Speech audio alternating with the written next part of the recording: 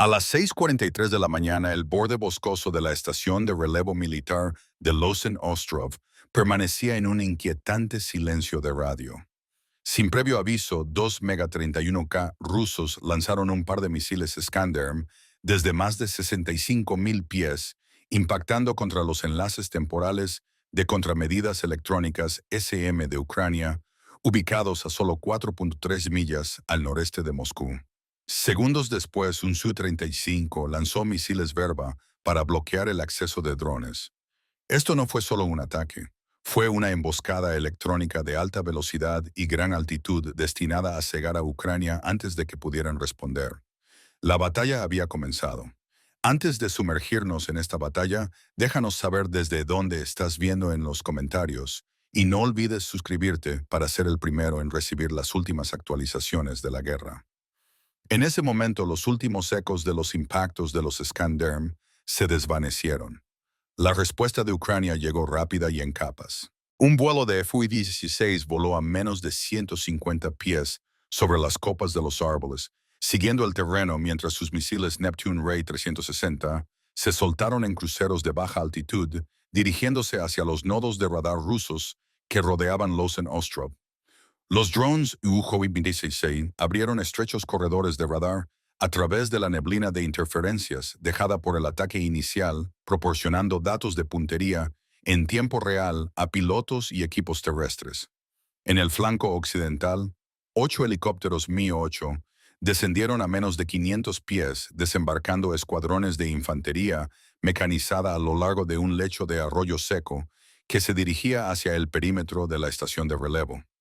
Dos perros robóticos armados con cañones avanzaban delante de los elementos principales, escaneando arbustos y alcantarillas en busca de trampas explosivas o posiciones de emboscada. Al sur de la línea de árboles, los vehículos antiaéreos autopropulsados Gepard abrieron fuego con ráfagas de 35 mm cubriendo el avance, mientras los tanques T-272 AMT salían de refugios ocultos y se formaban en cuñas de asalto.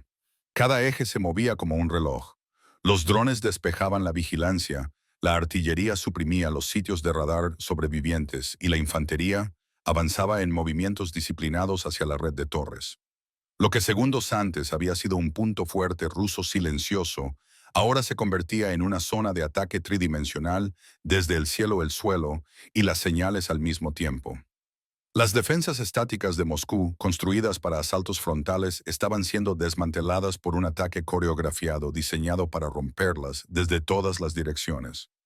Pero el impulso de Ucrania no quedaría sin respuesta. Detectando la incursión multipropósito que se desarrollaba en los accesos occidental y meridional, el mando ruso inició un contraataque profundo desde terrenos de preparación fortificados a solo 2.5 millas detrás del complejo de relevo.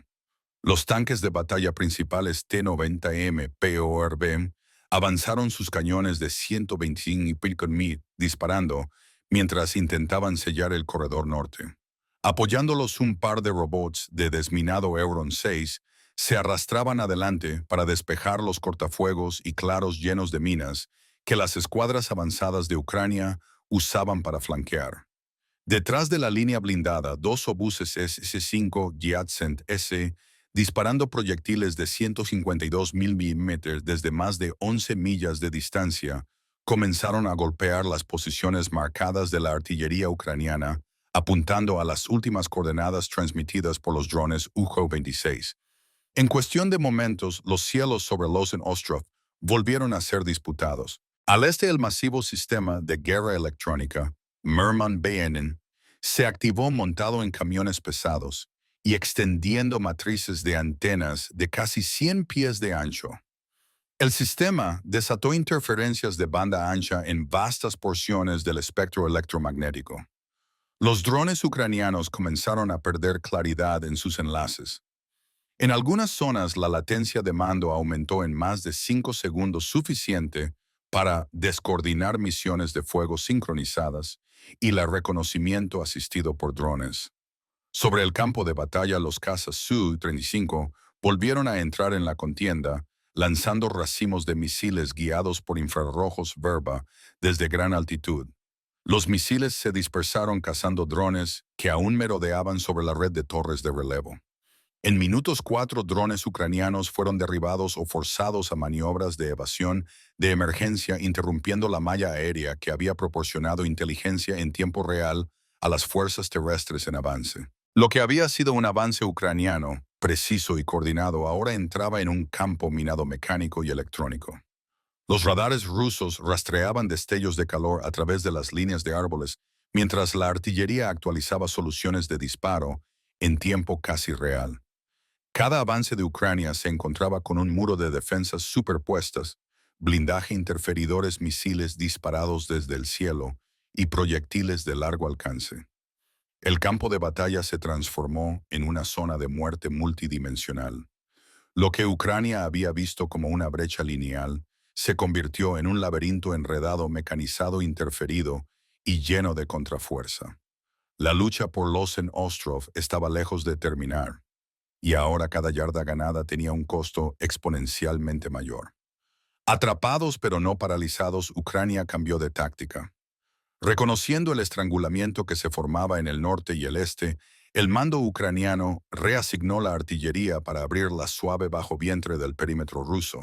En el borde occidental de la zona de enfrentamiento de Lawson Ostrov, 3 equipos de lanzamiento BM-21 Grad se posicionaron en lugares previamente explorados. En segundos, 240 cohetes no guiados de 122 mm surcaron el cielo en rápida sucesión, cubriendo más de 8 acres del patio de reabastecimiento ruso y el puesto de mando secundario en menos de 30 segundos. La salva resultante incendió tambores de combustible, detonó vehículos estacionados y perforó refugios de comunicación prefabricados. Mientras el humo se elevaba y las ondas de choque reverberaban por el complejo, las unidades de infantería mecanizada ucraniana avanzaron tras el bombardeo.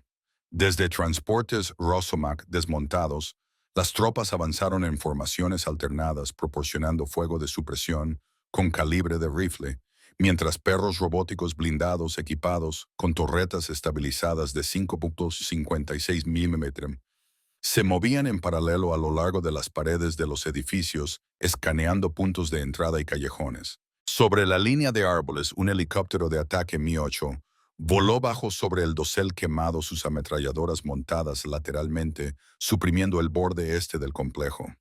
Desde su vientre liberó un escuadrón de asalto de 5 hombres, que descendió rápidamente con cuerdas directamente sobre el tejado de una subestación de energía auxiliar. Con 2 cargas explosivas bien colocadas, el escuadrón desactivó la red de respaldo que soportaba los últimos enlaces de radar de la estación de relevo. En el caos, un obús ruso 12 AIM Yadsen S, uno de los cañones de artillería que había estado hostigando a los equipos terrestres ucranianos desde el inicio, fue sorprendido reposicionándose y alcanzado de lleno por un dron de ataque guiado Neptune. La destrucción del Yadsen abrió un hueco de 90 pies en la pared de contención norte, lo suficientemente ancho para que un pelotón de tanques de batalla principales PT-72 atravesara. Las transmisiones coordinadas de drones ahora fluían más claras a través de los campos de interferencia debilitados. Ucrania no solo avanzaba, estaba cortando los sectores de defensa rusos en ángulos diagonales, deshilachando las costuras. La doctrina era clara: no combatir la fortaleza de frente, sino cortar los cables que la sostenían unida. La red de defensa de Lawson Ostrov había sido construida para asaltos simétricos frontales. Lo que ahora enfrentaba era una guerra por incisión conducida con artillería, drones y perros de acero. Con el perímetro violado y el fuego de contrabatería ruso debilitado, Ucrania presionó la ventaja hacia el corazón de la estación de relevo. Dentro del complejo central, donde las paredes de contención daban paso a arcos de acero envejecidos, los escuadrones de infantería ucraniana comenzaron a avanzar bloque por bloque bajo el techo abovedado oxidado del sector de control principal. Los ecos rebotaban en las vigas curvas, mientras las tropas se movían por pasarelas estrechas y bahías de máquinas, con las armas en alto y las botas crujiendo sobre vidrios rotos. Delante de ellos, drones kamikaze en miniatura no más grandes que un balón de fútbol volaban por corredores de mantenimiento preprogramados para detonar ante firmas de calor y movimiento en zonas ciegas. Varios irrumpieron a través de rejillas de ventilación, destrozando clústeres de equipos y escaleras colapsadas. En la vanguardia del avance, un trío de tanques T-72 AMT se desplegó en una formación de cuña poco profunda a solo 80 pies de la entrada principal del edificio de mando. Su rol no era irrumpir, sino proteger.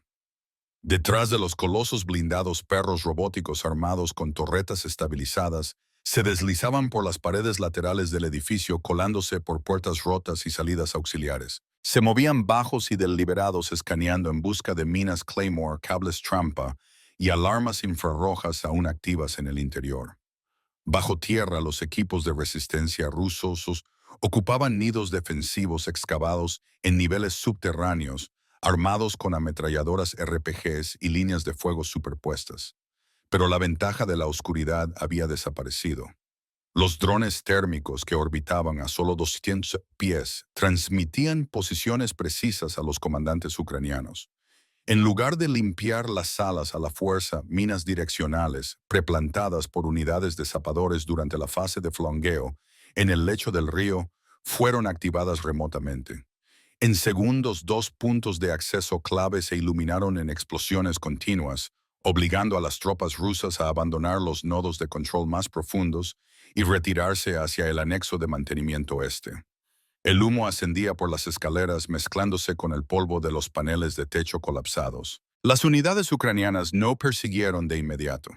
En cambio, se detuvieron en el lugar, recalibraron los drones y mapearon la resistencia restante, utilizando superposiciones de calor generadas por IA desde las transmisiones aéreas. Esto no era una carrera, era una brecha calibrada capa por capa.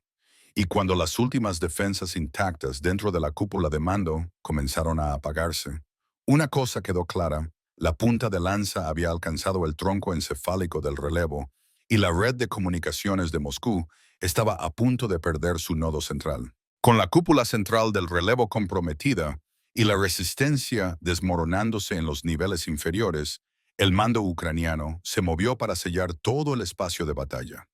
Aprovechando datos térmicos y de terreno en tiempo real, desde drones de reconocimiento UJL-26, un par de cazas F-16, que previamente orbitaban a 20 millas de distancia, fueron redirigidos hacia la zona objetivo. Volando bajo y rápido, los aviones se inclinaron desde el sureste y desataron una salva de misiles Neptune R-160, cada uno programado para fijarse en los convoyes de reabastecimiento rusos que intentaban llegar a la carretera de acceso este de la estación de relevo.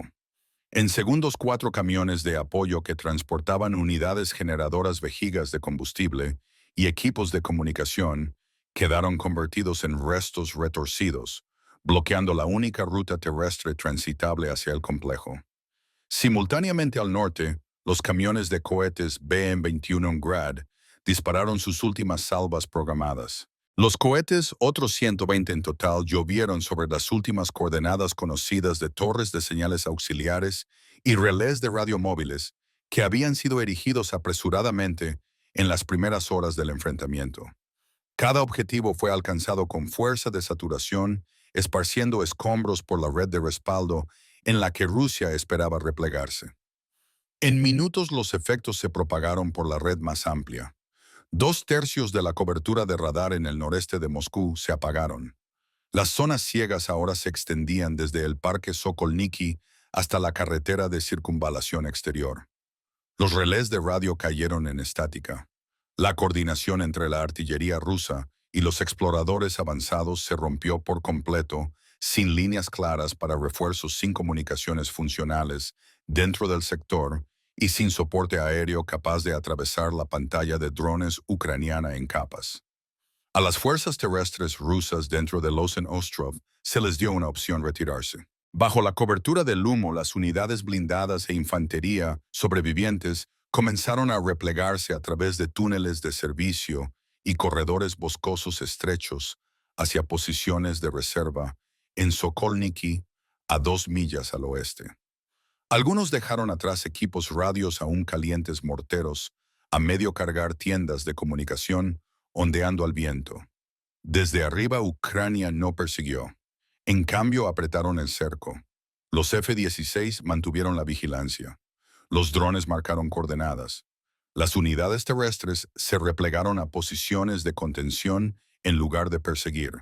El objetivo nunca fue la ocupación total, era la desactivación.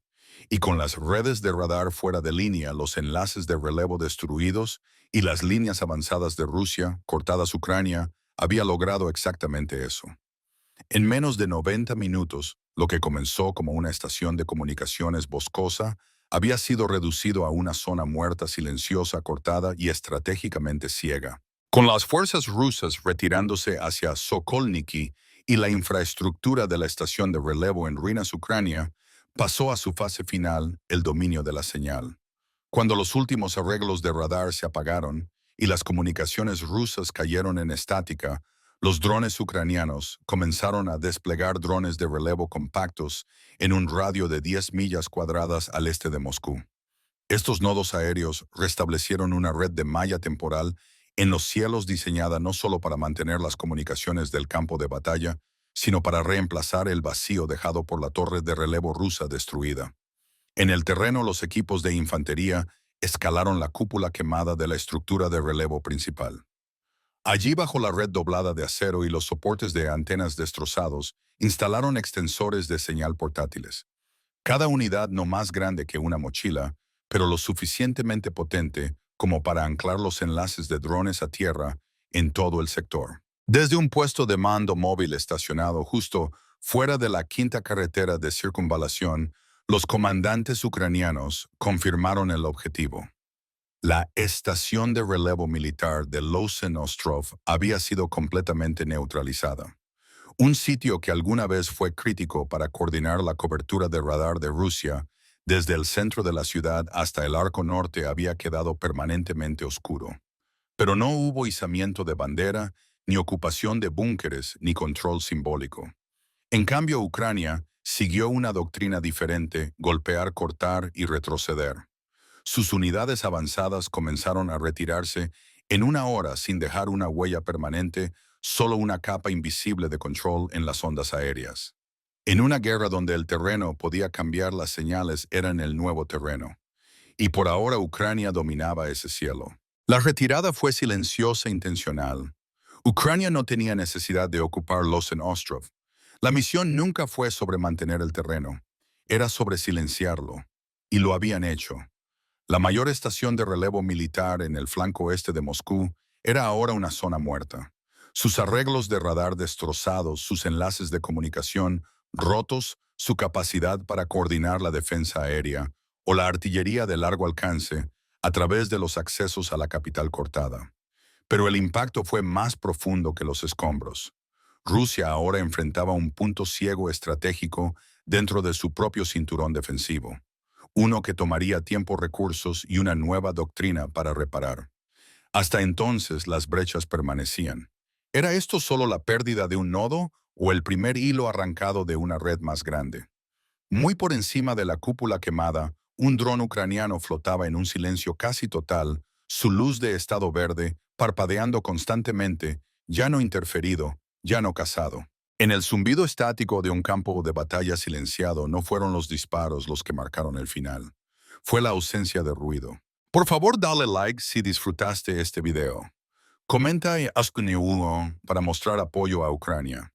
Comenta 2 si amas la paz y odias la guerra. Y comenta 3 si no te gusta mi contenido. Y no te gusta mi contenido. Y no te gusta mi contenido.